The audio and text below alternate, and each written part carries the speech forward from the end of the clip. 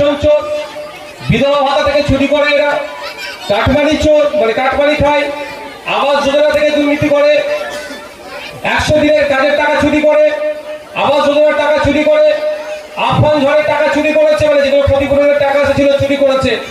এখন তৃণমূল কংগ্রেস নতুন সংযোজন হয়েছে, প্রার্থীদেরকেও চুরি করে নিচ্ছে। ভারতবর্ষের মধ্যে বিরল, ভারতবর্ষের ইতিহাসে দেখলে দেখা যাবে অন্তত নির্বাচিত জনপ্রতিনিধিকে চুরি করে নিয়ে পালাচ্ছে, অর্থাৎ কিডন্যাপ করছে।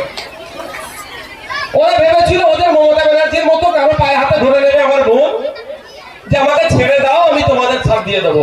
সেটা তো নয়, ওদের ওই সায়নীর মতো সকালে এক সন্ধ্যা এক কথা বলার মতো ভেবেছিল আমার বোনটাকে, এই ধমকাবে চমকাবে। কিন্তু এ যে ইন্ডিয়ান সেকুলার ফ্রন্টকে বুক থেকে মেনে নিয়েছে, মন থেকে, ধনঞ্জয় বাবুরা, ফজিরারা, এরা বুঝতে পারেনি।